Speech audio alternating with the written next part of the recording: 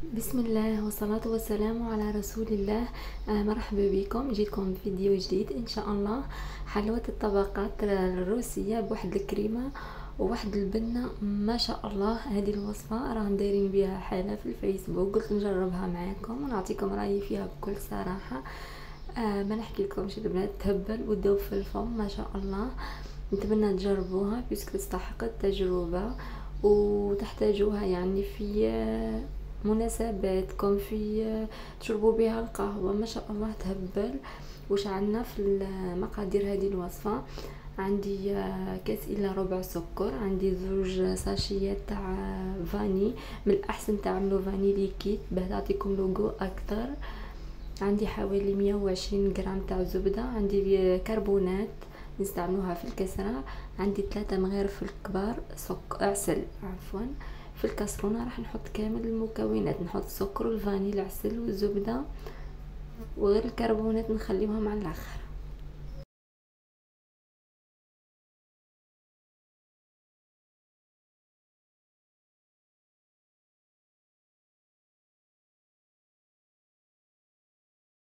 راح نحطوهم على نار تكون ماهيش قليله وماهيش قويه، بين البينين يعني متوسطه. مع التحريك المستمر يا البنات، ما تنحيوش يديكم بالفوي ولا بالمغرفه، حركوا حتى يذوب السكر تماما، حتى كي تمسوا هكا بصوابعكم ما تلقاوش حتى يعني كعبه تاع سكر. نتحصلوا على خليط يكون سائل، ما يكون السكر دابلنا تماما، هذاك هو القوام المطلوب.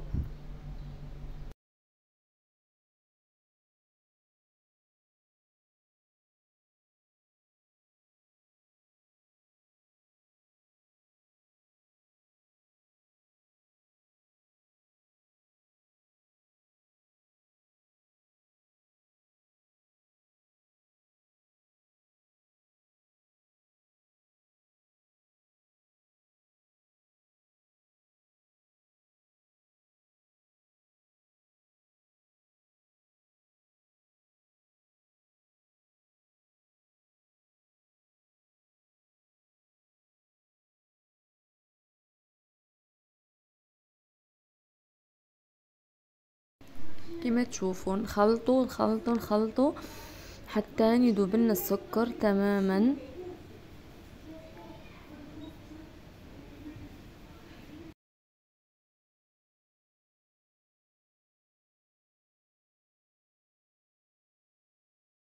والخليط يولي سائل كما تشوفوا.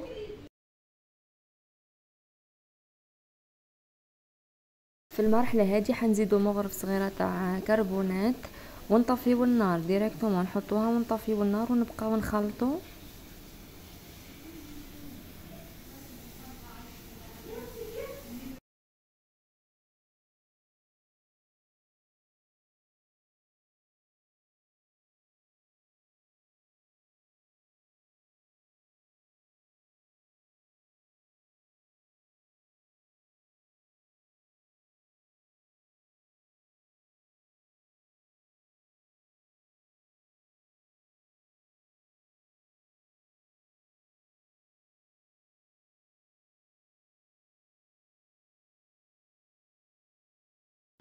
هنا بعد ما خلطناه بالبيان حنفرغوه في الغيسيبيان البنات، ونخدموا به وهو سخون بعد.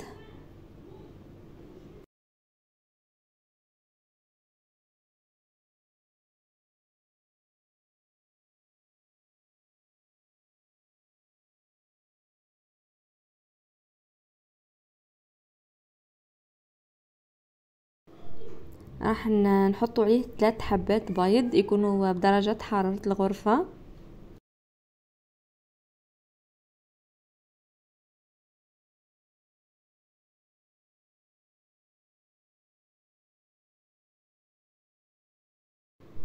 ونخلطوا يا البنات بسرعة باه ما يطيبلناش هذاك البيض في الخليط تاعنا. كما تشوفوا نخلطوا بالبيان.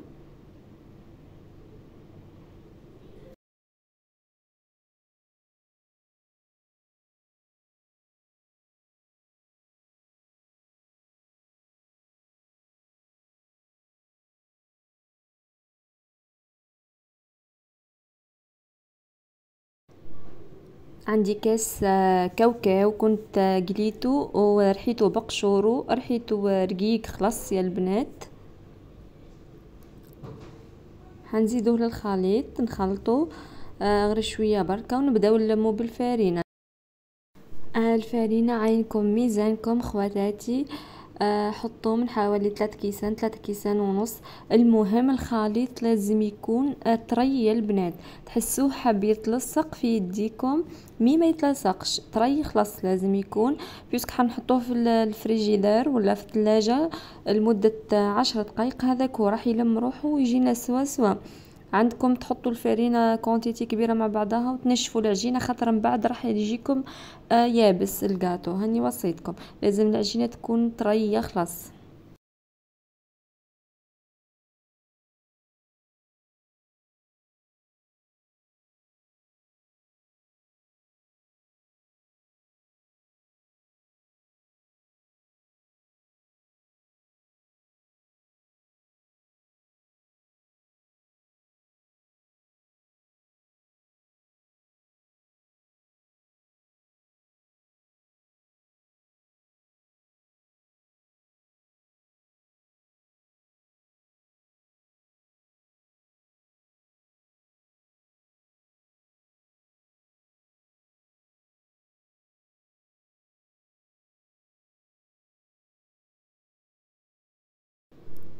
كما تشوفوا هنا تستيو باليدين تكون شايحه ونظيفه طري القوام تاع العجينه تاعنا طري. شوفوا كيف ما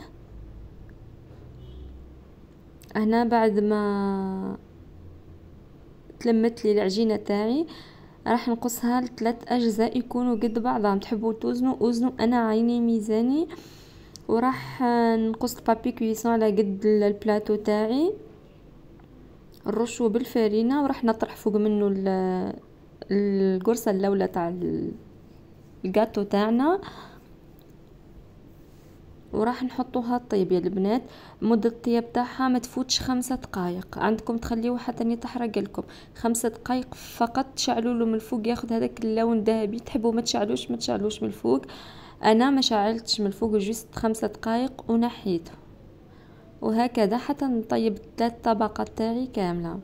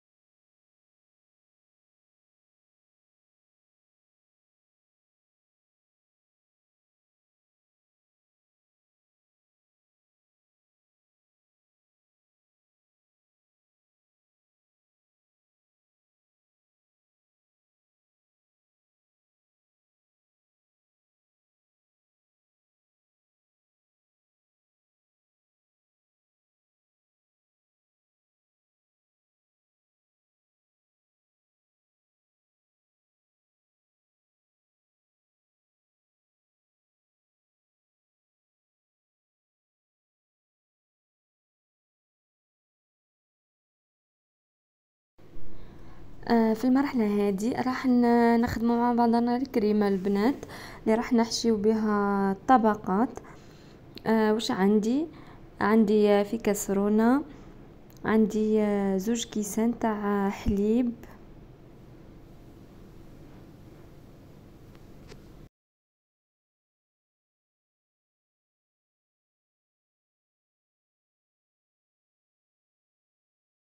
انا كنت بدلتهم في الكسرونه اكبر بيسك ما تكفينيش، زدت معاهم نص كاس تاع ماء، 2 كيسان حليب ونص كاس ماء.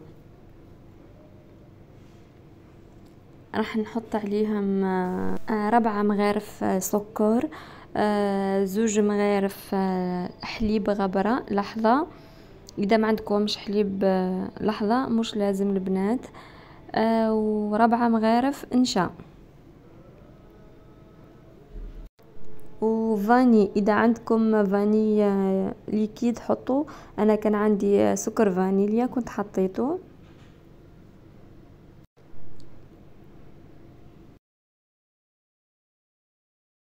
راح نخلط المكونات بارد في بارد ونحطهم على نار متوسطة مع التخليط المستمر حتى نتحصلوا على كريمة.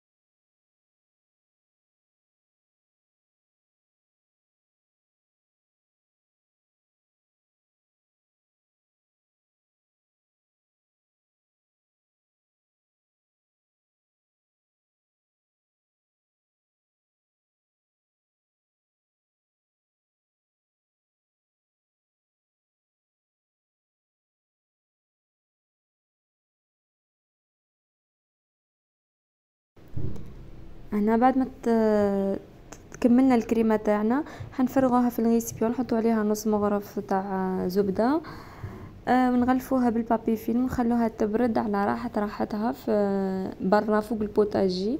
كي تنحل هذيك السخانه نحطوها في الفريجيدير حتى نتحكم روحها شويه ونخرجوها.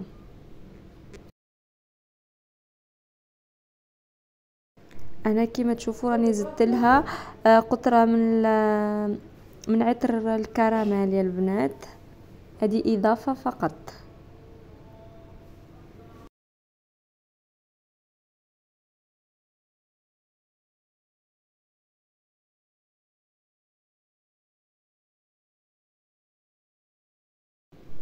لهنا راح نبداو نخدموا في الحلوى تاعنا. راح نحطوا طبقه الاولى نسقيوها بالحليب، حليب يا البنات يكون دافي، ونحليوه بالسكر عادي. انا درت فيه 3 مغارف صغار سكر، خلطته بالبيا ونبدا نسقيه في الطبقات.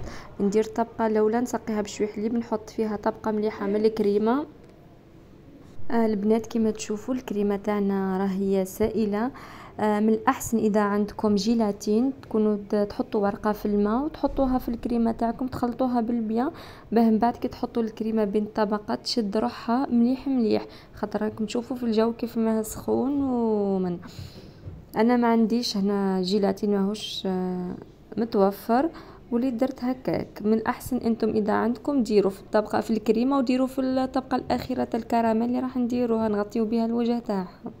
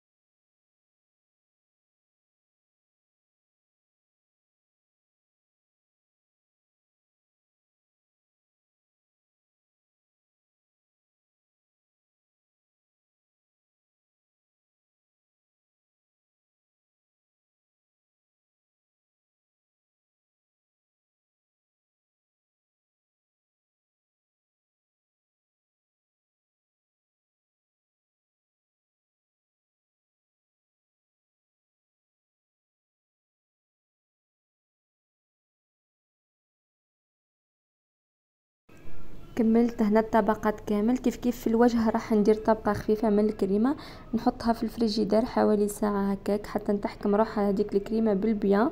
هنا الكراميل اللي البنات خدمته معكم ديجا في القناه، هذا كان مخبي عندي خدمته في الدار يعني مش شرياته. كيف كيف راح نغطي الوجه كامل بالكراميل.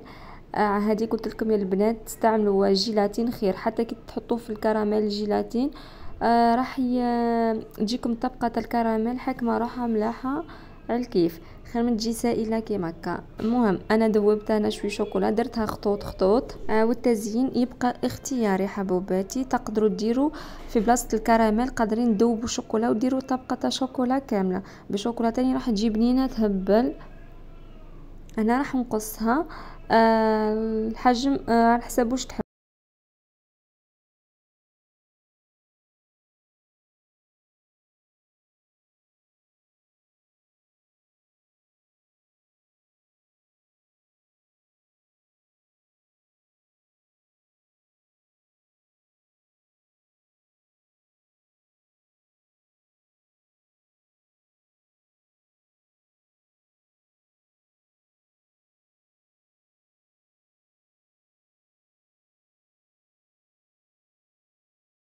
هنا جاتني حوالي 35 حبة، زينتها شوية كاوكاو من الفوق. ما شاء الله يا البنات كمية كبيرة وتذوب في الفم صدقوني. وصفة روعة توالم مناسباتكم لحفلاتكم. ما شاء الله يا البنات، نتمنى تجربوها خاطر راح تعجبكم اكيد. درك ما بقى غير نقول لكم تلاقاو في وصفة جديدة ان شاء الله، والى اللقاء.